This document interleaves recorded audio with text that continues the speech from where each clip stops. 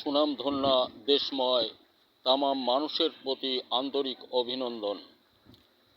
আশাবাদী আমরা সকলেই সুখ সমৃদ্ধ ভরে উঠব দিন দিন এবং সকলেই ভালো আছি, শান্তিতে আছি, সুখেই থাকব। বন্ধুরা আমার, আমি সাধারণ মানুষ, মাঠের মানুষ। আমি একজন ভূমিহীন কৃষক, তথাপিও ভূমি সন্ধানে থাকি মানুষের কল্যাণে। যেমন ধরুন, সরকারি ল্যান্ড প্রপার্টি যেখানে যা আছে বাংলাদেশে, একজন মানুষকেই হয়তোবা শত শত বিঘা জমি 99 বছরের ইজারা দিয়ে খেয়েছেন। যাদের হাতে এই জমিগুলি তুলে দেওয়া হয়েছে তারা বাস্তবেই কোনো কৃষক নয়। হয়তো অনেক ক্ষেত্রে তার নিজ গ্রামের কৃষকদেরকে বশ্যতা স্বীকার করায় তাদের নামকরণ ভাঙিয়ে জমি ইজারা নিয়ে তাদের কাছেই আবার মাঠ ফসল বছর চুক্তি ফসলে যেটা আসে খাতায় হিসেব করে ওদের থেকে টাকা নিয়ে ওদেরকে দিয়েই চাষ করানো হয়। বন্ধুরা আমার, আমি এদিকে এত বলবো না। বর্তমান আমি এটাই বলি। আরেকটা কথা মনে পড়ে গেল যে এই জমিগুলি তো প্রকৃত গরিব কৃষকদের হক। তাদের ঘর শূন্য করে দিয়ে আমরা তাদের থেকেই আত্মীয় টাকার পাহাড় গড়েছি।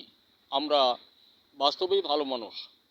এখন অবন্তর শুধুমাত্র গরিবের জীবন, গরিবের উপার্জন, গরিবের বাসস্থান, গরিবের সর্বপ্রকার নির্যাতনের শিকার হয়েও এদেশবাসী বা এদেশময় আমরা কৃষক শ্রেণীর মধ্যে মানুষ নির্যাতিত হচ্ছি।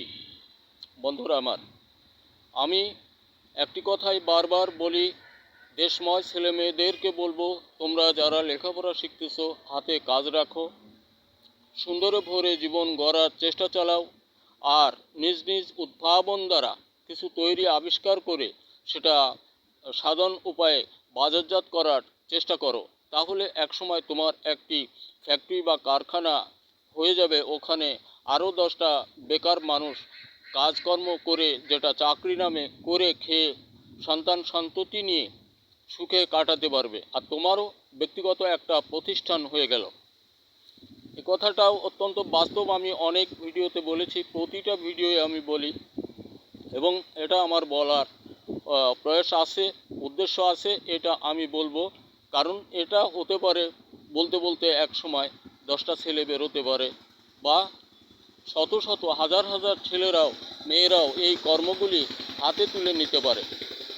আর হবে না শব্দটি খুব কম বলে আমি স্বীকৃতি প্রদান করি। কারণ চেষ্টা থাকলে মানুষ সেখানে পৌঁছাতে পারে। তাই আমাদের শান্তিময় সুশৃঙ্খলের মধ্যে নিজেকে চালাতে একমাত্র নিজের কর্মটাকে শক্ত করে নিতে হবে, আর সেটা নিজের উদ্ভাবনের মধ্যে দিয়ে নিজের কৌশলে আবিষ্কার ও তৈরি করে নিতে পারলে সবথেকে ভালো প্রতিষ্ঠান হয়ে যায়। এই জন্য আমার মনে পড়ে, আমরা দেশময় সকল মানুষ সুন্দরে ভরে সম্মুখ দেখে আগাই এবং দেশটা যাতে করে সুন্দরে ভরে ওঠে এই প্রচেষ্টা চালিয়ে যাই। বন্ধুরা আমার, আমার মন কেন যেন ব্যাকুল হয়ে ওঠে। আমি সাধারণ একজন মানুষ, আমি জানি না অসাধারণ কথা বলি কি না। আমার ধারণা আছে, আমি যেটা বলি বোধ করি এগুলি সঠিক। বেঠিক হলে আমি বলতাম না, আমার ধারণা। তাই আমি সর্বোপরি মনে পড়ে দেশময় সকল মানুষ সুখ সমৃদ্ধ ভরে উঠি এবং চেষ্টায় থাকি সকলে হাঙ্গামা থেকে দূরে থাকার জন্য। দেখুন, জোরে কথা বলেও একজনকে বোঝানো যায়, আবার আস্তে কথা বলেও বোঝানো যায়, বিষয় একটি।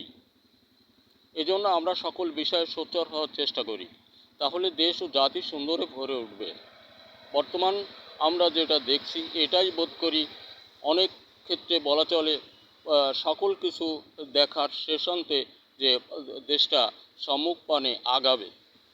এটা আমি আমার মন থেকে বলি।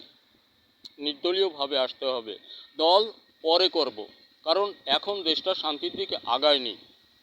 যিনি আছেন এনাকে একটু বসতে দেই, পরে আমরা দল গরিষ্ঠ করব। তাছাড়া বোধ করি এখন কোনো দল এখানে এসে কতদূর কে কী করতে পারেন আপনারা ভালো জানেন, আমার থেকে অনেক ভালো জানেন। হবে কি, হতাহত, লাভ নেই।